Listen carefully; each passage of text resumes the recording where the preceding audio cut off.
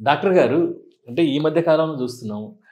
ప్రతి ఇంట్లో కూడా ఆస్టియో ఆర్థరైటిస్ యొక్క పేషెంట్స్ పెరిగిపోవడానికి గల కారణం ఏంటి? అంటే తొందరగా బోన్స్ కరిగిపోవడానికి గల కారణం ఏంటి? అరిగిపోవడానికి గల కారణాలేంటి? ఎక్కువగా ప్రతి ఇంట్లో ఈ విధంగా పెరుగుతున్నారు.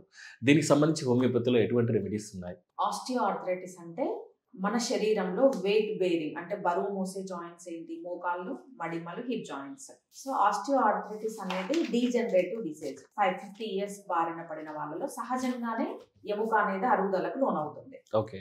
సో దానివల్ల మోకాళ్ళ నొప్పులు రావటం, మడిమ నొప్పులు రావటం, పొద్దున్నే లేవగానే కాళ్ళంతా బరువుగా ఉండడం, నడవడం ఇబ్బందిగా ఉండడం, కూర్చొని లేసినప్పుడు సౌండ్ రావడం, క్రిప్టస్, ఇవన్నీ ఆస్టియో ఆర్థరైటిస్ లక్షణాలు.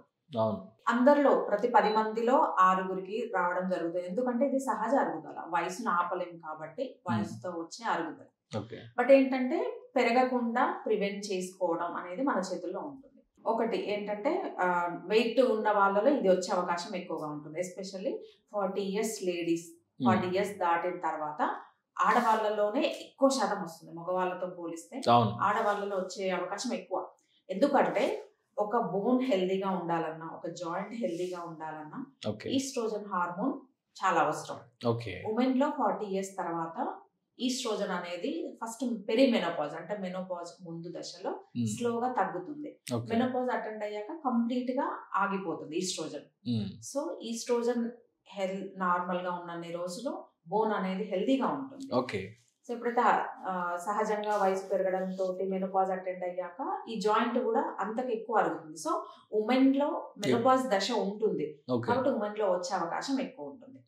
సో దీన్ని ఎలా ప్రివెంట్ చేసుకోవాలి? ఫస్ట్ థింగ్, సిమ్టమ్స్ కనపడ్డగానే ఎప్పుడైతే కాళ్ళలో పెయిన్ వస్తుంది, నడిస్తే పెయిన్ వస్తుంది, మెట్లు ఎక్కడం దిగడం ఇబ్బంది అవుతుంది, ఎక్కువసేపు నిల్చోగానే కాళ్ళ నొప్పులు వాపులు వస్తున్నాయి, సౌండ్స్ వస్తున్నా కానీ మనం ఆర్థరైటిస్ బారిన పడుతున్నాం అనేది మనం గుర్తించాలి. So healthy bones, healthy life, healthy joints maintain చేయడం 70% మన చేతుల్లో ఉంటుంది.